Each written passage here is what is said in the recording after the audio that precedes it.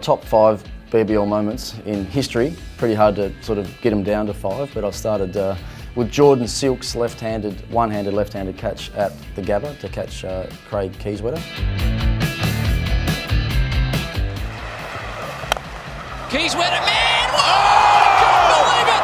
That is the best catch you'll see in 2000. Jordan Silk, the best fielder in Australia, Ricky Ponting says. Jordan Silk takes one of the great catches.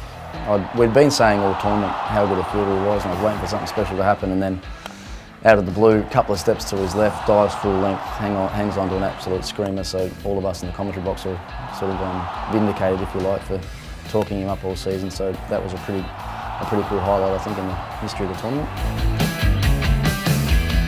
My number 4 moment was Travis Head's spectacular New Year's Eve 100 against the Sixers at Adelaide Oval. 13 off 6. That's out there as well, too easy. Team seemingly down and out. He stands up at the end, which is what you want all aspiring young leaders to do. So 7 off 5. 5 sixes off his last 13 balls. He's 11 short of 100, 7 to win. Another big hit on the leg side.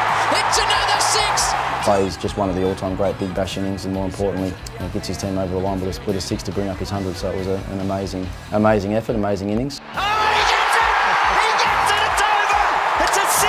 It's a century to savour! A champagne moment on New Year's Eve for Travis Head.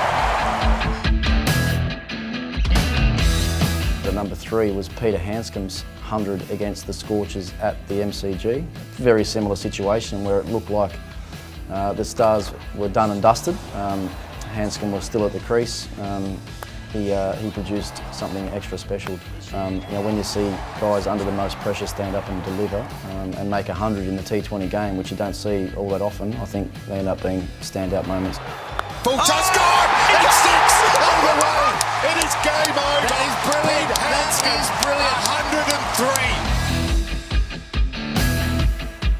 103! Number 2 is on a slightly different tack than what I've been talking about, and this has not anything to do with cricket. It's Andrew Flintoff with his little stint over here with the Brisbane Heat. He didn't deliver much with a bat and ball during the Big Bash, Freddie, but we unearthed a new talent, which was his singing skills. Went on air to 1 million people around Australia and decided he was going to belt out a couple of lines to an Elvis song.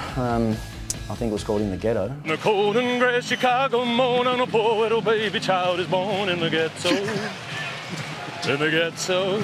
And then he just went on and on and on. He didn't know when to stop. He ended up belting out the whole song, which had Mark Waugh and the commentary boys in fits of laughter. People, don't you understand? The child needs a helping hand. He'll grow to be an angry young man someday. My number 1 moment, though, goes to Chris Lynn, who hit Sean Tate into orbit at the Gabba. Tate. It's 4! Oh, my goodness! Chris Lynn has taken the wild thing and sent him possibly over the roof. Stands up, hits one in the middle, and then looks back and gives him a little wink and says, "Keep coming, big fella. Give me another one of those." Look at the look on his face. He's just, well, that's what I do. There's my top 5 Big Bash moments, and hopefully there's plenty more to come.